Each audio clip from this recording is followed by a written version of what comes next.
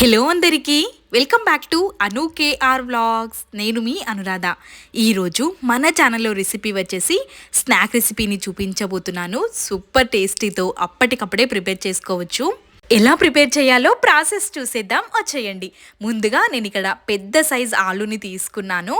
4 ముక్కలుగా కట్ చేసుకొని తీసుకోవాలి. ఇదే విధంగా ఉడకడానికి పెట్టేస్తే టైం ఎక్కువ పడుతుంది కాబట్టి 4 ముక్కలుగా కట్ చేసేసుకొని కుక్కర్లో వేసి 1/2 కప్పు వరకు వాటర్ వేసుకొని 3 విజిల్స్ వచ్చేంత వరకు ఉడికించుకోవాలి. ఆలోపు ఒక మిక్సింగ్ బౌల్ తీసుకొని 1 కప్పు వరకు మైదా, 1/2 టేబుల్ స్పూన్ వరకు కలోంజీ సీడ్స్, రుచికి సరిపడ ఉప్పుని వేసుకోవాలి. వేడి నూనెని ఒక 2 స్పూన్ల వరకు యాడ్ చేసుకోవాలి. వేడి నూనె వేయడం వల్ల క్రిస్పీగా వస్తుంది. ఆయిల్ వేడిగా ఉంటుంది కాబట్టి ముందుగా స్పూన్తోనే కలిపేసుకొని తర్వాత చేత్తో కలుపుకొని తీసుకోవాలి. ఆయిల్ మొత్తం పిండికి పట్టే విధంగా కలిపేసుకోవాలి. పిండి చూస్తున్నారు కదా, ఈ విధంగా ఉండాలి. కొంచెం ఆయిల్ తగ్గినట్టుగా అనిపిస్తే ఇంకొంచెం ఆయిల్ వేసుకొని మంచిగా మిక్స్ చేసుకోవాలి. ఈ పిండిలోకి కొద్దిగా వాటర్ని వేసుకుంటూ పిండిని సాఫ్ట్గా కలుపుకొని తీసుకోవాలి. ఈ విధంగా పిండిని మంచిగా కలిపేసేసుకొని మూతని కవర్ చేసి ఒక 10 నిమిషాలు పక్కన ఉంచుకోవాలి.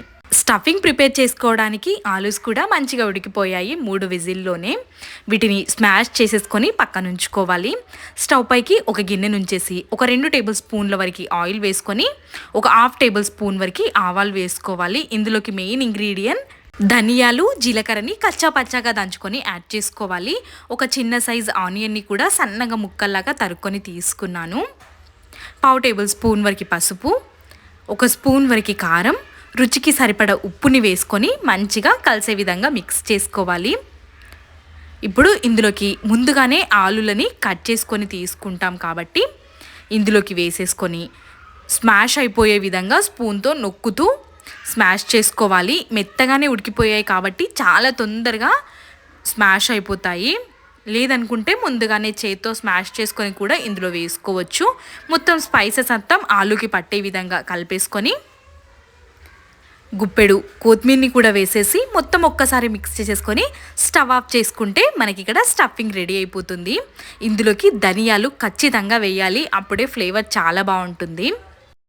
పిండిని ఇంకా కొద్దిసేపటి వరకు మర్దన చేసుకోవాలి. పిండిని మనం ఒక్కొక్క పిండి ముద్దని తీసుకొని చేసుకోవడం కొంచెం లేట్ అవుతుంది కాబట్టి పిండిని మొత్తాన్ని ఈ విధంగా చేతిలోకి తీసేసుకొని చాపింగ్ బోర్డ్ పైన పెట్టేసుకొని చిన్న ముద్దలుగా ఈ విధంగా కట్ చేసుకొని తీసుకోవాలి. ఇలా చేసుకోవడం వల్ల కొంచెం టైం అనేది సేవ్ అవుతుంది. ఈ విధంగా చేసేసుకొని ముద్దలుగా చేసేసుకొని మనం పూరీలు ఏ విధంగా అయితే చేస్తామో అదే విధంగా చిన్న సైజులో పూరీలాగా చేసేసుకొని పెట్టుకోవాలి. పొడిపిండి సహాయంతో ఒక్కొక్క ముద్దని పెట్టేసుకొని వీలైనంత సన్నగా ప్రిపేర్ చేసుకొని తీసుకోవాలి. మనం మందంగా చేసుకున్నామంటే లోపల వేగదు అని గుర్తుంచుకోండి. ఈ విధంగా చిన్నగానే పూరీ సైజ్ ఎంత ఉంటుంది అంతే. తక్కువ పిండి తీసుకుంటాం కాబట్టి చాలా పల్చగా వస్తాయి. మీకు ఇష్టమైతే ఈ రెసిపీని మీరు గోధుమ పిండితో కూడా ప్రిపేర్ చేసుకోవచ్చు. నేనైతే ఇక్కడ వీలైనంత పల్చగా వస్తుంది కాబట్టి మైదాతో చేస్తున్నాను. ఈ విధంగా అన్నింటినీ ప్రిపేర్ చేసేసుకొని రెడీగా పక్కన ఉంచుకోవాలి. నాకైతే నేను తీసుకున్న పిండికి నాకు 10 వచ్చాయి. పిండిని తీసుకునే దాన్ని బట్టి ఉంటుంది. నేను చిన్న కప్పుతో 1 కప్పు తీసుకున్నాను కాబట్టి 10 వచ్చాయి నాకైతే. అన్నింటినీ ఇదే విధంగా చేసేసుకొని నేను ఫ్లోర్ పైన పెట్టేసుకున్నాను.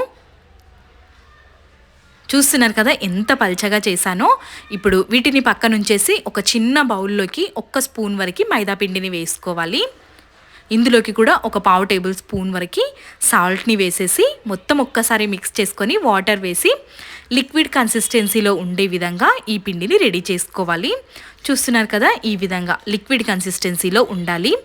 ఇప్పుడు ఈ మిశ్రమాన్ని పక్కన ఉంచేసి మనం ప్రిపేర్ చేసుకున్న ఒక పూరీని తీసేసుకొని మధ్యలో స్టఫింగ్ పెట్టుకోవాలి. చుట్టూ మొత్తం కార్నర్స్కి మనం ప్రిపేర్ చేసుకున్న లిక్విడ్ మైదా ఈ లిక్విడ్ని మొత్తం అంటించుకోవాలి. ఇలా అంటించుకోవడం వల్ల ఆయిల్లో వేసినప్పుడు ఎక్కడ విడిపోకుండా పర్ఫెక్ట్గా లేయర్స్ లాగా వస్తాయి మనకి. ఈ విధంగా ఫస్ట్ సైడ్స్కి ఫోల్డ్ చేసుకొని ఇంకొక లేయర్ లాగా పైన లిక్విడ్ని అప్లై చేసి ఈ విధంగా ప్యాకెట్ లాగా ప్రిపేర్ చేసుకోవాలి. 4 సైడ్స్ కూడా ఫోల్డ్ చేసేసుకొని ఎటు కూడా ఓపెన్ అవ్వకుండా, ఎక్కడైనా ఓపెన్ అవుతుంది అనుకుంటే కొంచెం లిక్విడ్ని అప్లై చేసుకుంటే సరిపోతుంది. అన్నింటినీ ఇదే విధంగా చేసేసుకొని ఒక ప్లేట్లో రెడీగా పక్కన ఉంచుకోవాలి డీప్ ఫ్రై చేసుకోవడానికి. మీకు కావాలి అనుకుంటే ఎయిర్ ఫ్రైయర్లో కూడా ఫ్రై చేసుకొని తీసుకోవచ్చు ఆయిల్ లేకుండా. నేనైతే ఇక్కడ కడాయిలోనే రెడీగా ఆయిల్ అనేది పెట్టుకున్నాను.